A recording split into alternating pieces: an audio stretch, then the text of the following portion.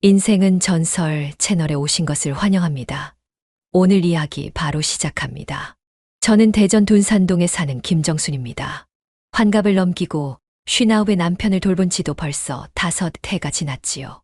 그의 이름은 박진우, 예전에는 저를 불러도 노래 부르듯 부르던 사람이었습니다. 그러나 이제 그는 제 이름을 모릅니다. 아니, 기억하지 못하지요. 무색무취한 하루가 흐르고 그 안에 내가 누구였는지도 점점 흐릿해지는 기분이 듭니다. 새벽 5시 자동처럼 눈이 떠졌습니다. 겨우내 하얗게 샌 머리를 묶고 남편의 옆구리를 조심히 두드렸어요. 진우 씨, 일어나야지요. 그러나 그는 대답하지 않았고 눈도 뜨지 않았습니다. 심장은 뛰고 있었지만 영혼은 늘 누운 채였거든요. 이불을 걷어 올리고 기저귀를 확인한 뒤 욕실로 옮겼습니다. 한 손엔 물티슈, 다른 손엔 갈색 약병. 아침마다 반복되는 돌봄의 순서였지요. 그에게 남은 건 식사 시간, 약 복용 시간, 배변 시간뿐이라는 사실이 문득 무겁게 내려앉았습니다.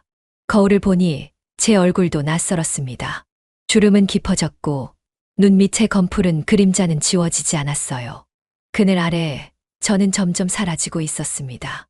정순아, 그렇게 말해줄 사람 하나 없는 집에서 이름을 스스로 불러보기도 했습니다. 참 이상했어요. 같은 집에 사는 남편이 내 이름 하나 부르지 않으니까요. 아니, 이름을 잊은 사람과 함께 산다는 건요. 매일매일 내 존재가 조금씩 조용히 지워지는 기분이었습니다. 그는 어느 순간부터 저를 언니라고 불렀습니다. 어떤 날은 어머니라고 했고, 또 어떤 날은 아무 말도 하지 않았지요. 침대 곁에 앉아 있으면 그의 시선은 제 뒤를 향했어요. 마치 제가 유령인 양 투명하게 보이는 듯 했지요. 한 번은 그가 제 손을 쥐더니 여보라고 속삭였습니다. 저는 그날 하루를 온통 그 한마디로 살아냈지요. 그런데 다음 날 그는 또다시 저를 모른다고 했습니다. 이름도 얼굴도 체온도 모른다며 저를 밀쳐냈습니다. 아줌마, 나 집에 가야 돼요. 그런 말을 들을 때마다 숨이 텅 막히곤 했습니다. 그렇게 하루도 빠짐없이 저를 지워가고 있었습니다. 매일 같은 침대에서 자고 같은 밥을 먹고 같은 숨을 쉬지만 그 사람은 저를 보지 않아요. 병명은 알츠하이머, 증상은 망각. 그러나 그것만으로 설명되지 않는 낯설미, 우리를 지배하고 있었어요. 누가 누구를 잊고 있는 건지 가끔은 헷갈렸습니다. 저는 아직 그를 남편이라 부르는데 그는 제가 누구인지 모른다고 말하니까요. 그래서 말이에요. 누군가 제 이름을 불러준다면 그 순간 저는 얼마나 흔들릴까요? 얼마나 살고 싶을까요? 치매 환자 보호자 모임은 시청 뒤편 복지관 3층에서 열렸습니다. 매달 둘째 주 수요일 오후 2시. 처음엔 얼굴을 가리고 싶을 만큼 부끄러웠고 남편의 병을 남에게 말한다는 것 자체가 두려웠어요. 하지만 이젠 그 모임이 제가 숨 쉴 수 있는 유일한 시간 같았어요. 적어도 거기선 모두가 같은 고통을 품고 있으니까요. 그날도 평소처럼 자리를 잡고 앉아 있었습니다. 늘 같은 의자, 같은 순서, 같은 커피. 진행자가 참석자 명단을 확인하는데 낯익은 목소리가 들렸어요. 김정순 씨 맞으시죠? 중학교 동창이잖아요. 순간 제 이름이 어색하게 공기 중을 가르며 들려왔고 심장이 작은 파문을 일으켰습니다. 너무도 오랜만에 누군가가 제 이름을 불렀거든요. 남편 말고 간병 잃지 말고 나 자신이 아닌 타인의 입에서 나오는 이름이라니. 그건 거의 잊고 있던 어떤 떨림이었습니다. 고개를 돌리니 회색 조끼에 검은 안경을 쓴 남자가 웃고 있었어요. 저는 그 얼굴을 단번에 떠올리지 못했지만 그의 눈빛은 오래된 기억을 파고들 듯 했습니다. 나 유병우야. 너랑 같은 반이었잖아. 미술 시간마다 보태신 연필 들고 다니던 정순이. 그의 말에 어설프게 웃었고 그때서야 겨우 기억이 떠올랐습니다. 웃을 때 왼쪽 입꼬리가 먼저 올라가는 그 표정. 분명 어릴 적에도 그랬습니다. 그 시절의 병호는 말수가 적었고 교실에서 늘 뒷자리 창가에 앉아 있던 아이였거든요. 아, 미안해요. 기억이 잘 안 나서. 그렇게 말하면서도 제 목소리는 조금 떨렸습니다. 감정 때문이었는지 혹은 그 오랜 이름을 듣고 난 여운 때문이었는지 모르겠어요. 병호는 고개를 끄덕이며 말했지요. 괜찮아. 나도 기억 다 나는 건 아니야. 그냥 내 이름 들리니까 반가워서. 그 말에 저는 이상하게도 울컥했습니다. 누군가 이름을 불러준다는 건 존재를 다시 꺼내주는 일 같았거든요. 모임이 끝난 후 그는 저를 엘리베이터 앞에서 기다리고 있었습니다. 혹시 시간 되면 커피 한 잔 어때? 그 말이 낯설지 않았던 건 그의 눈빛이 조심스럽고 따뜻했기 때문이었어요. 전 말없이 고개를 끄덕였습니다. 그리고 마음 한쪽에서 그날 들려온 이름 석자가 계속 울리고 있었습니다. 김정순. 오랜만에 살아있는 나를 만난 것 같았어요. 며칠 뒤 정수는 남편의 병원 진료를 마치고 인근 공원 벤치에 앉아 있었습니다.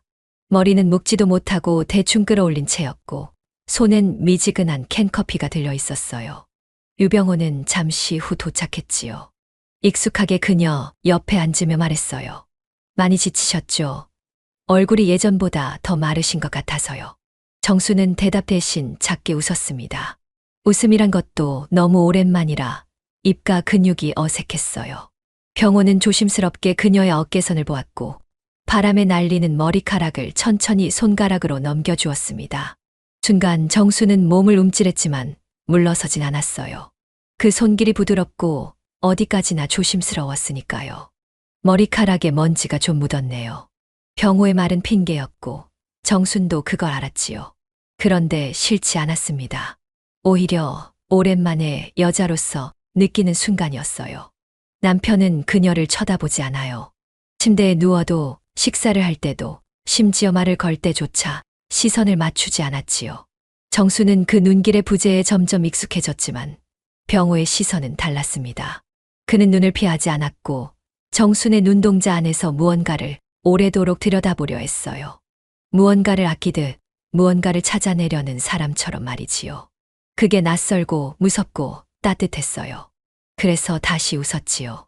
웃지 않으면 울 것 같았거든요. 남편분은 눈을 못 마주치시네요.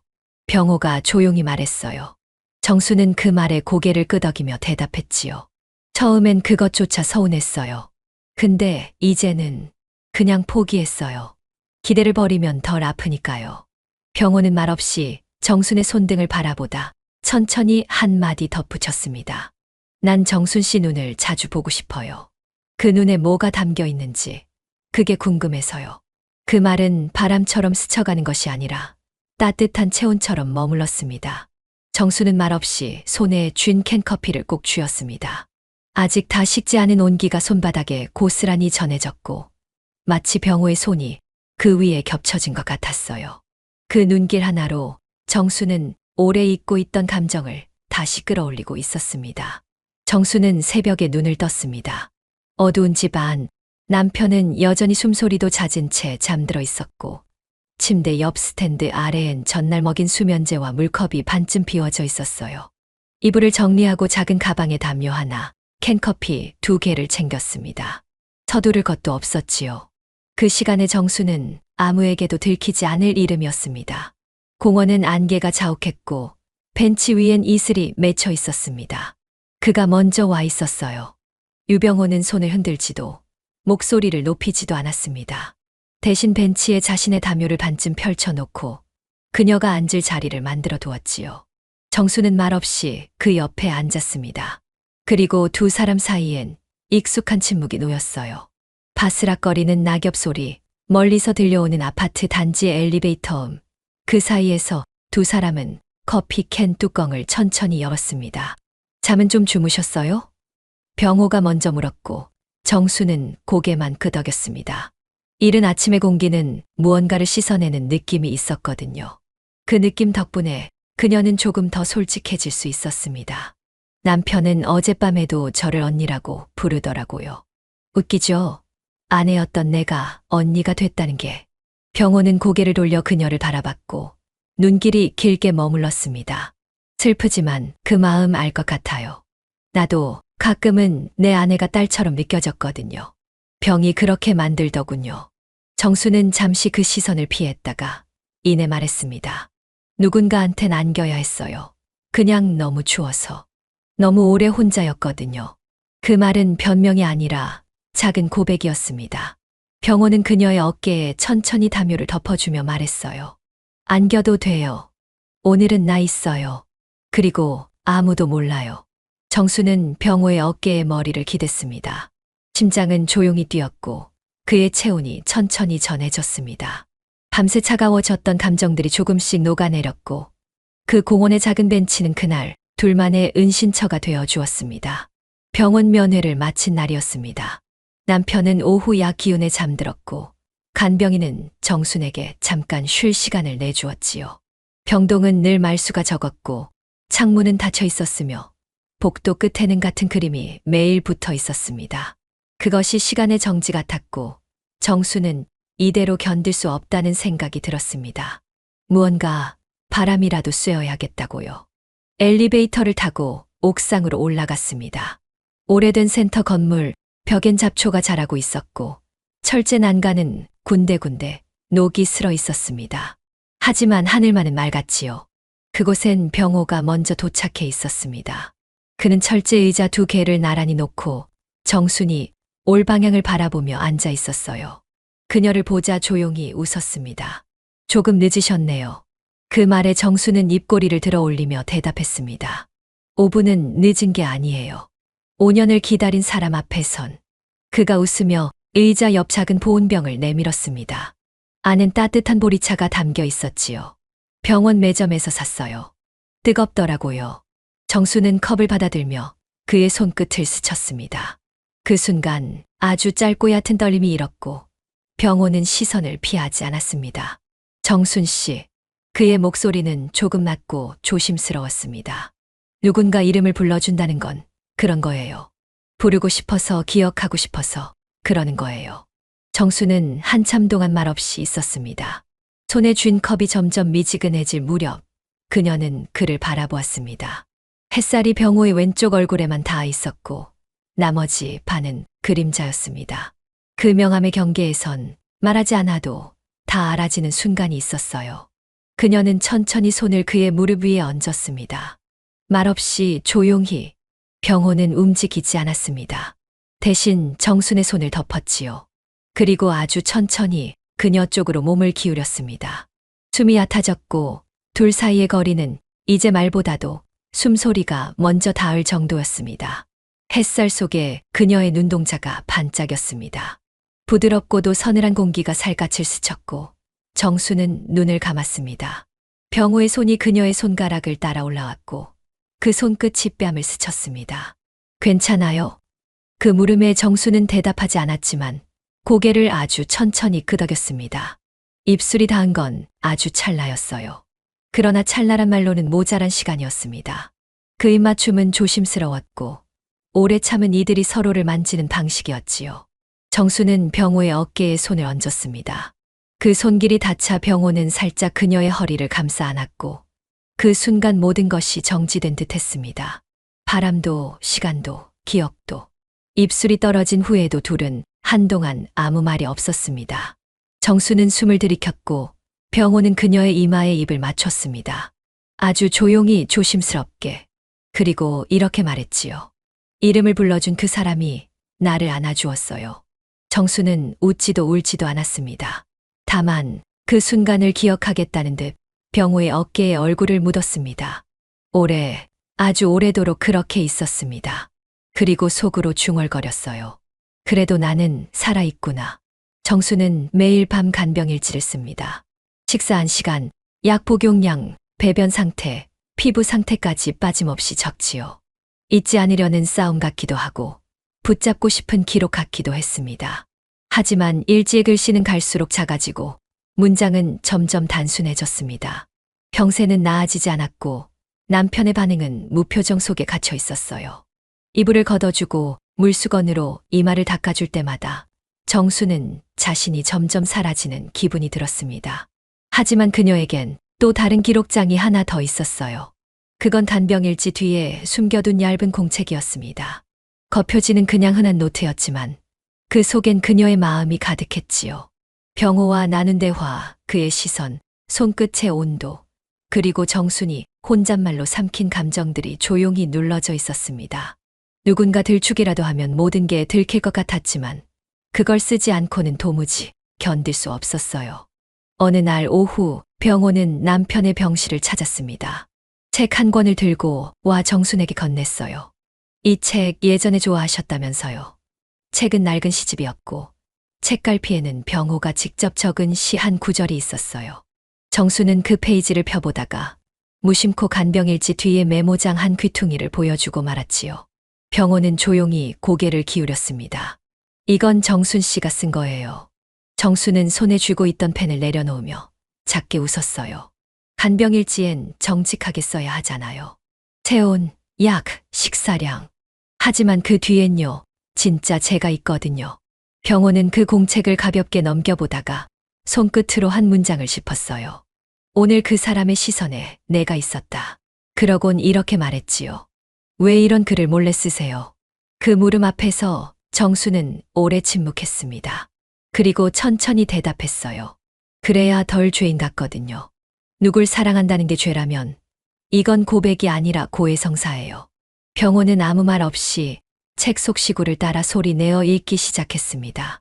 낡은 시 속 구절들이 병실 안에 낮게 울렸고 정수는 그 소리에 눈을 감았습니다. 간병일지는 진실이고 그 공책은 진심이었습니다. 그녀는 두 개의 장부 사이에서 하루하루를 균형 잡듯 살아가고 있었습니다. 그날 밤 남편은 수면제를 복용한 후 깊이 잠들어 있었습니다. 정수는 침실문을 조용히 닫고 거실 소파로 나왔지요. 탁자 위엔 와인이 반병 남아 있었고 잔은 두 개였습니다. 창밖 그론거리에 가로등 불빛이 비쳤고 방 안은 적당히 어두웠습니다.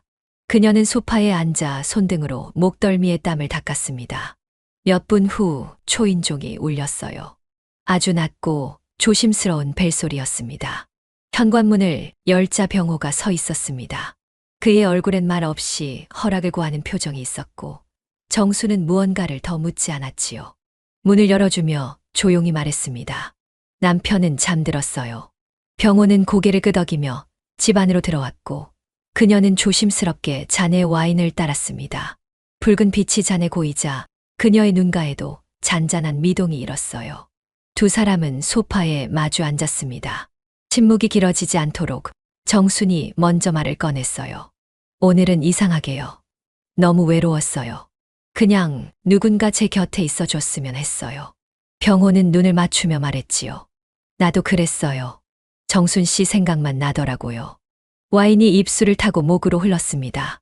정수는 병호의 눈을 바라보며 말했습니다. 사실은요, 무서워요. 지금 내가 어떤 여잔지, 뭘 원하는 사람인지 모르겠거든요. 병호는 천천히 자리에서 일어나 정순 옆에 앉았고 그녀의 손을 부드럽게 감쌌습니다. 그 온기 속에서 그녀는 말없이 눈을 감았어요. 괜찮아요. 그냥 있어줄게요. 오늘은 정수는 눈을 떴고 그의 어깨에 머리를 기댔습니다. 병호의 손이 그녀의 등을 감싸며 내려갔고 채호는 조심스레 그녀의 옆구리를 타고 흐르듯 전해졌지요. 둘 사이의 호흡이 가까워지고 숨소리가 얕아졌습니다. 입술이 마주하기 직전 그녀는 낮게 속삭였어요. 이건 사랑이 아니면 그냥 구원이에요. 그 말에 병호는 조용히 그녀를 안았고 그 품 속에서 정수는 처음으로 울음을 터뜨렸습니다. 오랜 침묵, 오래된 고요 속에서 울음은 더 깊고 느리게 흘렀지요. 병호는 그녀의 등을 천천히 쓰다듬었고 정수는 그의 무릎에 손을 얹었습니다. 손끝이 닿는 순간 몸 전체에 감각이 번졌어요. 그녀는 숨을 길게 들이마시고 병호의 셔츠 단추에 손을 가져갔습니다. 떨리는 손가락이 옷을 풀어내자 그의 숨결도 깊어졌지요. 그녀는 천천히 그의 무릎을 스치며 다리를 옮겼고 두 사람은 결국 같은 소파에 겹쳐 앉게 되었습니다. 엉덩이와 허벅지가 조심스럽게 닿는 그 긴장된 순간 정수는 마지막으로 한 번 더 물었습니다. 정말 괜찮아요? 병호는 그녀의 얼굴을 두 손으로 감싸며 대답했어요. 정순 씨가 괜찮으면 난 더 바랄 게 없어요. 그 말에 그녀는 입술을 포개었고 키스는 훨씬 더 오래 천천히 이어졌습니다. 이마와 턱, 목덜미를 따라 내려가는 그의 입술은 마치 그녀의 상처를 헤아리는 듯 다정했지요. 소파 위 무릎과 무릎이 맞닿은 곳에서부터 이불처럼 체온이 번졌고 그 밤은 그렇게 조용히 깊어졌습니다. 세상의 소음은 멀어지고 창밖에 가로등 불빛만이 방 안을 아주 작게 흔들고 있었습니다. 정수는 그날 아침 평소보다 일찍 눈을 떴습니다. 남편이 잠든 얼굴을 물끄러미 바라보다가 문득 그의 이마에 손을 얹었지요. 체온은 정상이었고 숨소리는 고르게 들렸습니다. 이불을 정리하고 방 안을 정돈하는 동안에도 그녀의 머릿속엔 어젯밤 병호의 손길이 오래 남아 있었어요. 감정이란 게 이렇게 무섭구나 싶었습니다. 한 번 열어버린 문은 다시 닫히지 않는 법이니까요. 그날 정수는 남편을 침대에 눕힌 채 복도 끝 창문 앞에서 잠시 멍하니 서 있었습니다. 눈에 띄게 달라진 건 없었지만 그 무언의 기류라는 게 존재하잖아요. 정수는 그걸 감지하고 있었습니다. 남편의 시선이 어딘가 이상했지요. 병든 눈빛이지만 어쩐지 정순을 스치고 지나가는 순간 알 수 없는 단서들이 퍼져나가는 기분이 들었습니다. 불현듯 그는 물었습니다. 너 누구야? 그 말 한마디에 정수는 걸음을 멈추었습니다. 시선이 맞닿았고 남편의 눈은 잠깐 또렷했어요. 마치 어딘가에 매달리듯 그녀의 얼굴을 응시하고 있었거든요. 정수는 가만히 그의 손등을 잡으며 조용히 대답했지요. 당신 아내예요. 김정순. 그 말이 채 끝나기도 전에 그의 눈동자가 멀어졌습니다. 짧은 기억은 그 자리에서 부서졌고 그의 얼굴은 다시 무표정으로 돌아갔어요. 아무 일도 없었다는 듯 이불을 잡아당기고 눈을 감았습니다. 정수는 침대 옆 의자에 조용히 앉아 손을 맞잡았습니다. 그리고 눈을 감았습니다. 그녀의 눈가에서 마침내 눈물이 흘렀습니다. 그것은 분노도 죄책감도 아닌 설명하기 어려운 감정이었지요. 사랑했던 남자가 자신을 모른다는 사실도 슬펐지만 더 슬픈 건 그 사람이 더 이상 정순의 슬픔조차 알아주지 못한다는 현실이었습니다. 밖에서는 간병인들의 발소리가 오가고 방송 스피커에선 병동 안내가 흐르고 있었지만 정순의 시간은 그 순간 멈춘 듯 했습니다. 그녀는 조용히 혼잣말처럼 중얼거렸습니다. 당신만 몰라요. 이 이야기는 당신만. 그리고 그 말 끝에 또다시 조용한 눈물이 뺨을 타고 흘러내렸습니다. 그날 저녁 정수는 혼자 마트에 들러 와인 한 병과 치즈, 그리고 얇은 담요 하나를 샀습니다. 무언가 특별한 날은 아니었지만 마음 한구석이 어쩐지 무너져 내리고 있었기 때문이에요. 집으로 돌아와 남편에게 수면제를 건네고 그의 이마에 입을 맞췄습니다. 잘 자요. 진우 씨. 그는 아무런 말도 없이 고개를 끄덕였습니다. 정수는 거실 조명을 어둡게 하고 잔에 와인을 따랐습니다. 작은 음악이 흘렀고 공기는 아주 조용했습니다. 병호는 그날 밤 그녀의 집에 오지 않았지만 그녀는 그의 존재를 마음 깊이 품고 있었어요. 사랑이라 부르기엔 너무 늦었고 외도라 말하기엔 너무 간절했어요. 감정에 이름을 붙이지 못하는 순간이 가장 고통스러운 법이지요. 그녀는 혼잣말처럼 중얼거렸습니다. 내가 형편없는 여자 같죠. 말은 텅 빈 것을 울리고 눈빛은 자신을 향해 나를 세우고 있었습니다. 그녀는 자신을 마주한 채 다시 와인을 입에 머금었어요. 불현듯 떠오른 건 며칠 전 소파에서의 입맞춤이었지요. 촉촉한 숨소리, 떨리는 손끝, 그리고 따뜻한 품. 그것이 위안이었는지, 사랑이었는지, 혹은 잠시의 도피였는지 정수는 아직도 확신할 수 없었습니다. 밤은 깊어지고 병실 안은 고요했습니다. 침대에 누운 남편의 옆에 앉아 있던 정수는 자신의 손을 천천히 남편의 손등에 얹었습니다. 그 손은 아무런 반응도 하지 않았고 체온만이 남아 있었지요. 당신이 날 기억하지 못해도 난 아직 아내예요. 그렇게 말하면서도 마음 한구석은 이미 다른 곳을 향하고 있었지요. 다시 소파에 앉은 정수는 손거울을 꺼내 들었습니다. 거울 속 그녀는 지쳐 있었고 어딘가 무너져 있었습니다. 하지만 눈빛은 분명히 살아 있었어요. 그래서 조용히 웃었습니다. 아주 작게, 짧게, 그리고 이렇게 말했지요. 근데 나 살아있긴 하네요. 그 말은 자책이 아니라 생존에 대한 다짐이었습니다. 그녀는 형편없는 여자가 아니라 끝없이 견디고 있는 여자였으니까요. 그 주 금요일 오후 정수는 남편의 병실에서 나와 복도 끝 창가에 앉아 있었습니다. 햇살이 유리창을 타고 깊게 들어왔고 유모차를 미는 간병인의 발걸음 소리가 느릿하게 들려왔지요. 손에 쥐고 있던 휴대폰이 울렸습니다. 화면엔 며느리의 이름이 떴고 정수는 순간적으로 망설이다가 전화를 받았습니다. 어머니, 아드님이 잠깐 통화할 수 있대요. 며느리의 조용한 목소리 너머로 익숙한 음성이 들려왔어요. 엄마 나예요. 정수는 오래 숨을 들이쉬었습니다. 그 목소리는 여전히 어린 시절의 기억과 함께 묻어났고 이제는 어른이 된 아들이 전화를 걸어온다는 사실이 새삼 눈물겹게 다가왔지요. 그래, 아들을. 어떻게 지내니? 목소리가 떨리지 않게 하려 애를 썼지만 마음은 이미 흔들리고 있었습니다. 엄마, 요즘 아빠 상태 괜찮으세요? 정수는 잠시 눈을 감고 병실 안에 누워있는 남편의 모습을 떠올렸습니다. 예전보단 좀 조용해졌어. 많이 잊었고 많이 지쳤지. 잠시 정적이 흐른 뒤 아들이 말했습니다. 엄마 아빠 곁에 있어줘서 고마워. 나도 가끔 너무 무기력해져. 근데 엄마가 있어서 정말 다행이야. 그 말 한마디에 정수는 더는 참지 못하고 입을 막았습니다. 입술 사이로 새어나오는 숨은 뜨거웠고 눈물이 조용히 뺨을 타고 흘러내렸지요. 너까지 그런 말 하면 엄마 너무 약해질 것 같아. 그녀는 웃으며 말했지만 그 목소리엔 울음이 섞여 있었습니다. 아들은 말없이 기다렸고 정수는 조용히 덧붙였습니다. 그래도 내 말이 고맙다. 엄마는 아직 여기 있어. 너희 아빠 곁에. 그날 밤 정수는 오랜만에 일기를 꺼내 들었습니다. 그리고 조용히 써내려갔습니다. 오늘 아들의 목소리에 오래 울었다. 내가 잘 살고 있는 건지는 모르겠지만 그래도 나를 지켜보는 사람이 있다고 믿고 싶다. 정수는 최근 들어 병호의 말이 자주 끊기는 것을 느꼈습니다. 평소에 비해 이름을 자주 틀렸고 대화 중간에 무언가를 잊는 일이 늘었지요. 처음엔 피곤해서 그러려니 했지만 며칠 전 자신이 건넨 커피를 3번이나 다시 물어본 병호의 얼굴을 보았을 때 정수는 직감적으로 느꼈습니다. 무언가 시작되고 있다는 걸 알았던 겁니다.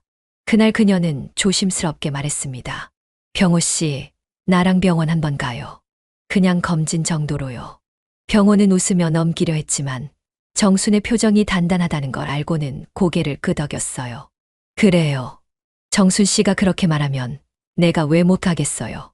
그의 말은 여전히 따뜻했지만 그 안에 섞인 두려움은 정순의 마음을 덜컥 내려앉게 했던 거예요.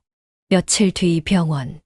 문진표를 작성하던 병호는 중간중간 정순을 바라보며 작은 도움을 청했습니다.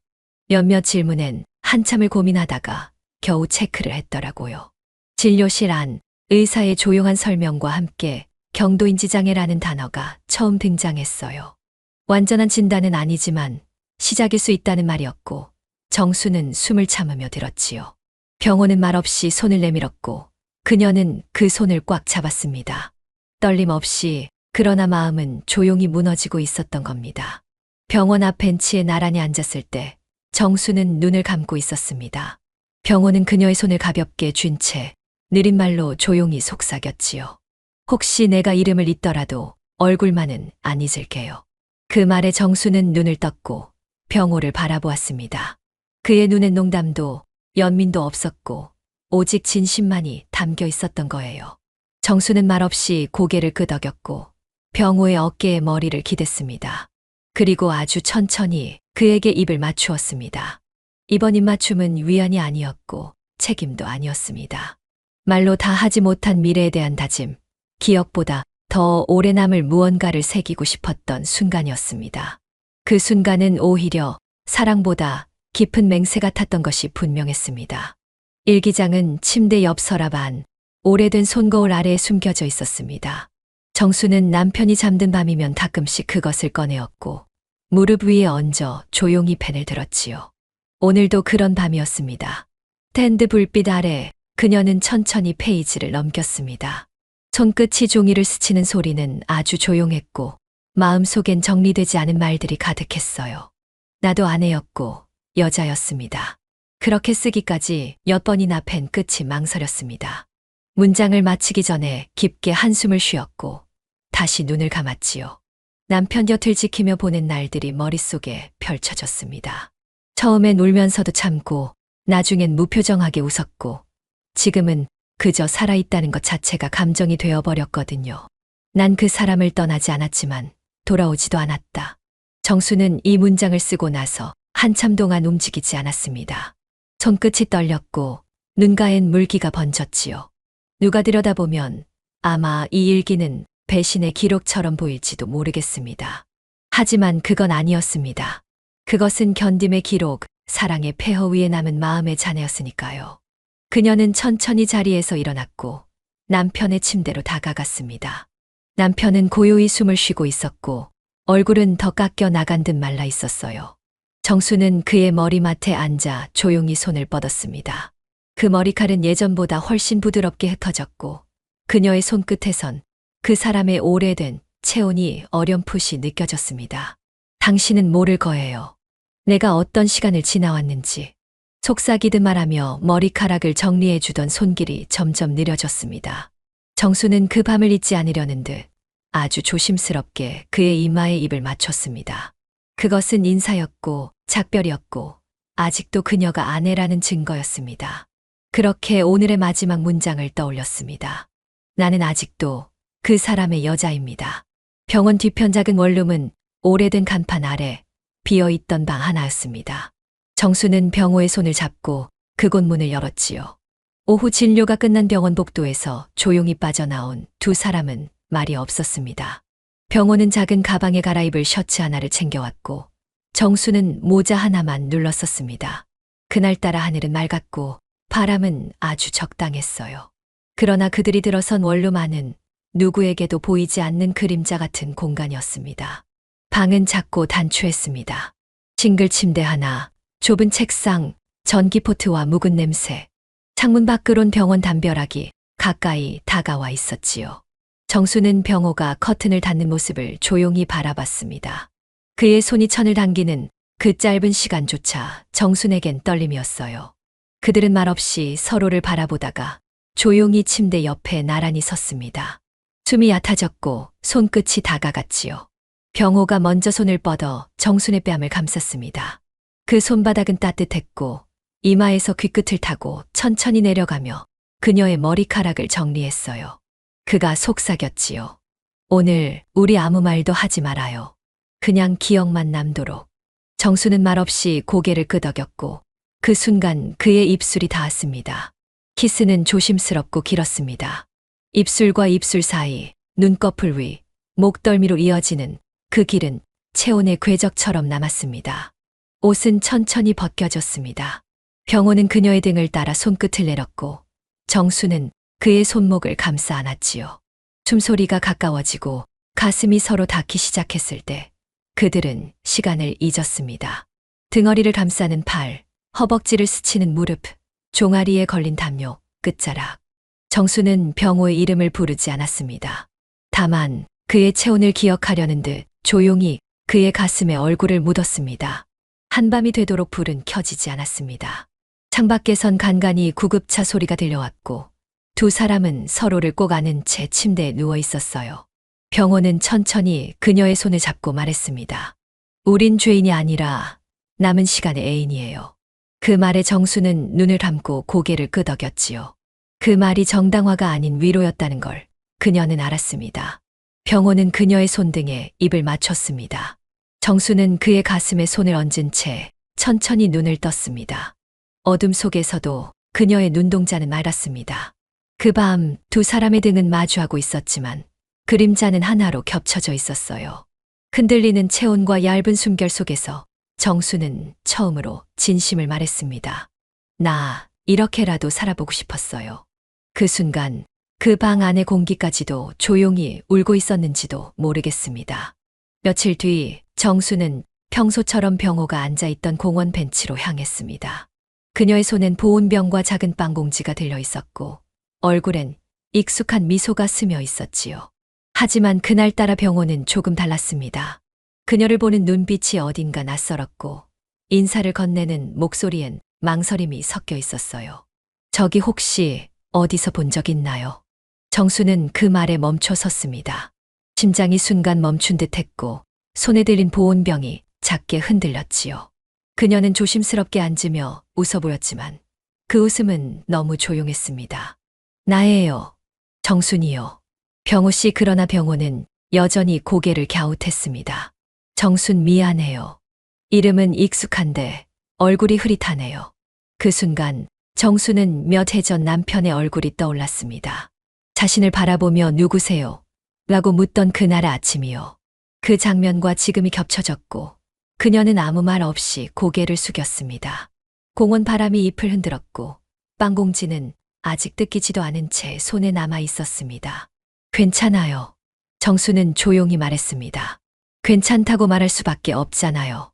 또 누군가를 놓치고 싶지 않으니까요. 병호는 멍하니 그녀를 보았고 정수는 그의 손등을 살짝 잡았습니다. 혹시 몰라도 괜찮아요. 난 아직 기억하니까요. 둘 다 그 말은 속삭임이었고 울음이 섞여 있었지요. 병호는 말없이 고개를 끄덕였지만 눈동자엔 여전히 낯설미 남아 있었습니다. 정수는 그의 머리칼을 쓰다듬었습니다. 아주 조심스럽게, 아주 천천히. 햇살이 기울고 그림자가 두 사람의 발밑으로 길게 드리워졌습니다. 기억은 사라지고 있었지만 그 순간만큼은 그녀의 마음은 분명히 살아 있었습니다. 정수는 병호의 병원 퇴원 날 마당에 노란 수건을 내걸었습니다. 그건 아주 오래된 관습 같았지만 어릴 적 어머니가 누구의 귀환을 기다릴 때마다 수건을 달던 장면이 기억 속 어렴풋이 남아 있었지요. 병호는 이제 더는 입원해 있지 않았고 정순의 집 뒷마당 작은 방에 머물게 되었습니다. 그날 오후 햇살이 환히 내리쬐는 마당에는 바람이 적당히 불었고 노란 수건은 고요하게 흔들리고 있었습니다.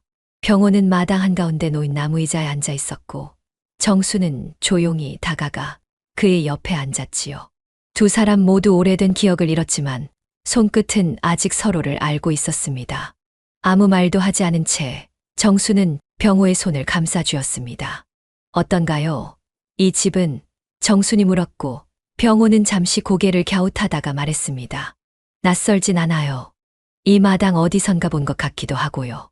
그 말에 정수는 눈을 감고 작게 웃었습니다. 익숙함은 기억이 아니라 감각으로 남는다는 걸 그녀는 이제 믿게 되었거든요. 그날 저녁 두 사람은 마당가에 조용히 앉아 노을을 보았습니다.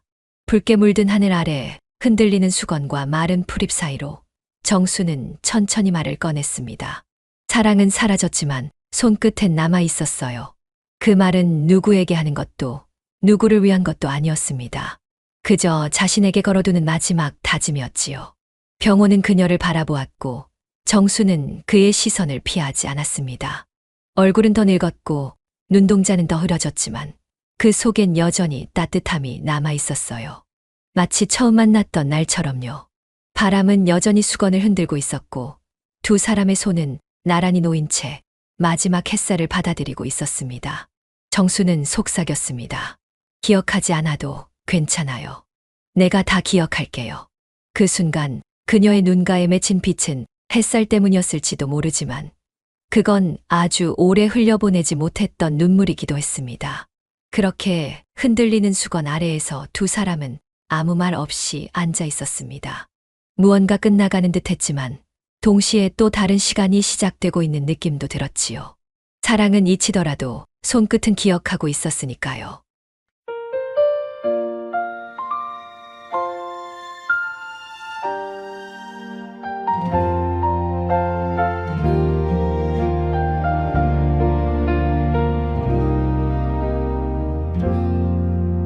햇살이 멈춘 그 마당 끝 노란 수건만 바람을 기억해요.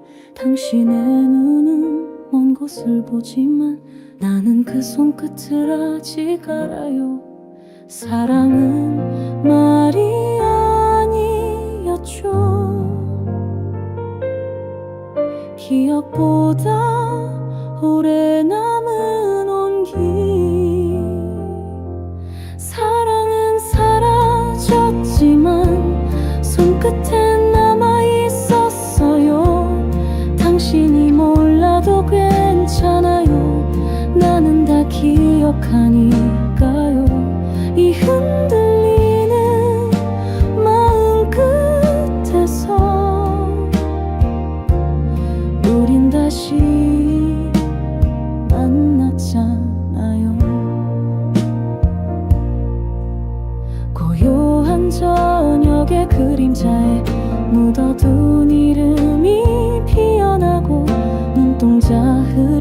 헤어진 그 순간도 나는 잊지 않아요. 한 번도 그대의 낯선 인사 속에도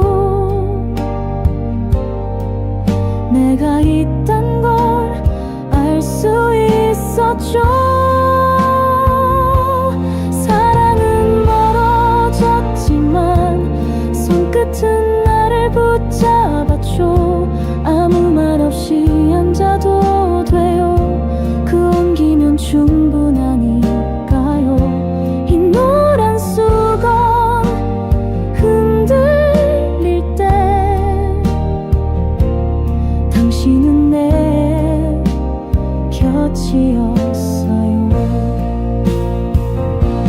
기억이 모두 사라져도 내가 마지막까지 당신의 이름 대신 불러줄게요.